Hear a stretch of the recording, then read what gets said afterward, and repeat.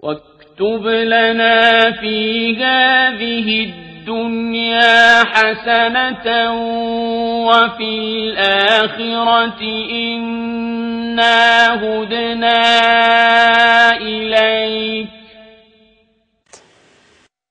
شيخ أحمد، عامل إيه؟ أخبارك إيه؟ تمام؟ الشيخ عبد الخالق هيسألك سؤال وإن شاء الله نتابع معاك. اتفضل يا شيخ عبد الخالق. شيخنا الجليل، كيف حالك؟ الحمد لله. يسبحون الليل والنهار. يسبحون الليل والنهار لا يفترون. أم اتخذوا آلهة من الأرض هم ينشرون.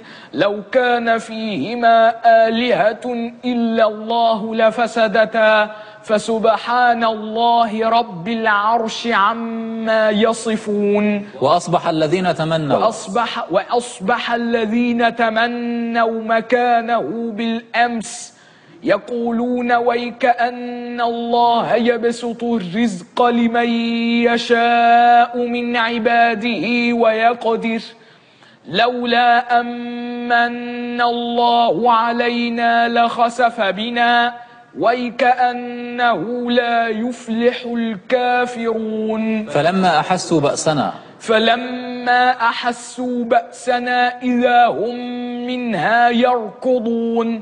لا تركضوا وارجعوا إلى ما أترفتم فيه ومساكنكم لعلكم تسألون. وآمنوا بما أنزلت مصدقا لما معكم ولا تكونوا أول كافر به ولا تشتروا بآياتي ثمنا قليلا وإياي فاتقون. شيخ أحمد. نعم. فبدل الذين ظلموا قولا غير الذي قيل لهم فأرسلنا عليهم رجزا من السماء بما كانوا يظلمون. الآية اللي بعدها وإذ استسقى موسى لقومه. ارجع. فقلنا اضرب بعصاك الحجر فانفجرت منه 12 عينا. فبدل الذين ظلموا قولا غير الذي قيل لهم فأنزلنا على الذين ظلموا رجزا من السماء بما كانوا يفسقون. أيوة أحسنت. شيخ أحمد، قل لي يا مولانا يخلق ما يشاء وهو العليم القدير. دي فين؟ في سورة إيه؟ في الروم. طيب بقول لك يا شيخ أحمد، أنا عايز أسألك كده الأول سؤال وبعد كده نرجع نسألك تاني. قول لي كده، أنت حفظت القرآن إزاي؟ ها؟ 23 جزء. لا أنا بقول لك أنت حفظت القرآن إزاي؟ إزاي 7 أجزاء. إزاي حفظت القرآن؟ حافظ القرآن الكريم، فرأيت بسم الله ما شاء الله لا قوة إلا بالله القرآن حفاظ على قراءة القرآن الكريم. طب أنت حفظته وأنت عندك كم سنة يا أحمد؟ صف 6 ابتدائي أو 14 سنة. كما ترون يعني بسم الله ما شاء الله، رأيتم لا يعرف شيئا غير القرآن.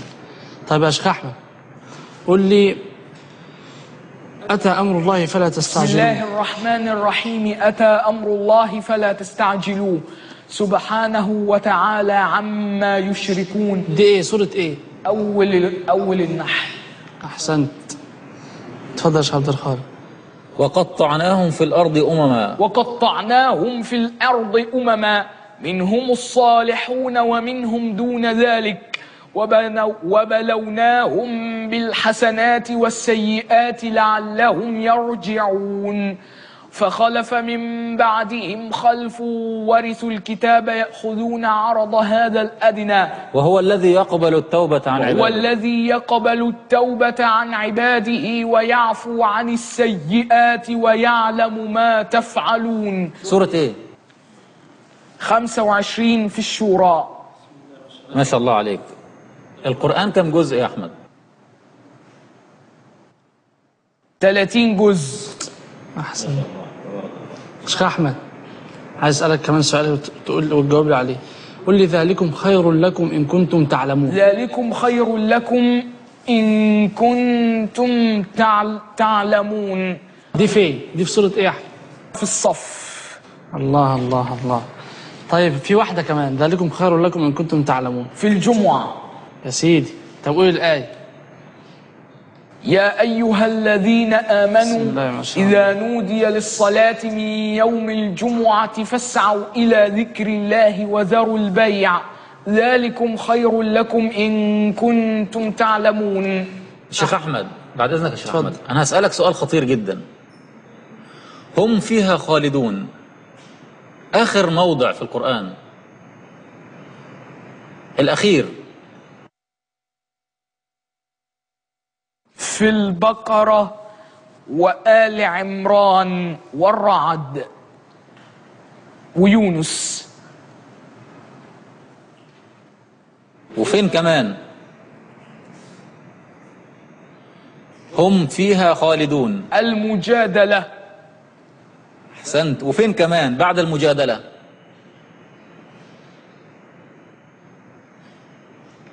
أكمل. هم فيها خالدون. هم فيها خالدون. هم فيها خالدون. المجادلة. أكمل. كمل بتاعة المجادلة يا شيخ أحمد.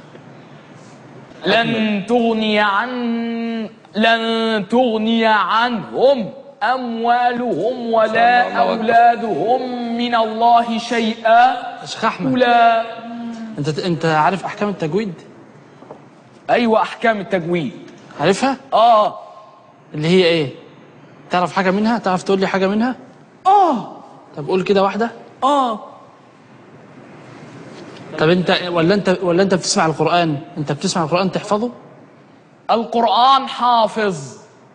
طيب يا مولانا ربنا يبارك فيك. طب قول كده بتاع المؤمنون خالدين فيها. هم فيها خالدون.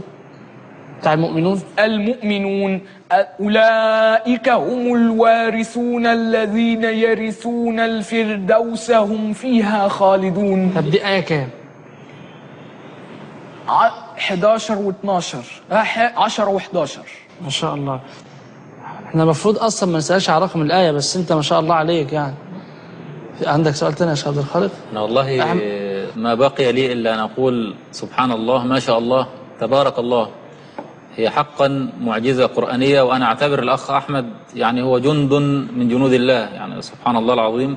هو لا يعرف الا القران الكريم، لا يعرف اي شيء اخر.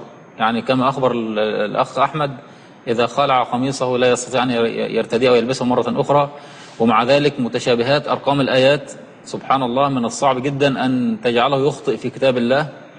وكما هو بنفسه قال الآن القرآن حافظ. عندما سئل كيف حفظت أو متى حفظت كانت إجابته القرآن حافظ فعلا. إنا نحن نزلنا الذكر وإنا له لحافظون. يا سلام الله أكبر. والله اللي ما سمع كلامي أنا قلت في بداية الحلقة اللي ما عنده استعداد أنه تقام عليه حجة يوم القيامة لا يشاهد الحلقة. أنا قلت كده ولا لا؟ نصحتكم.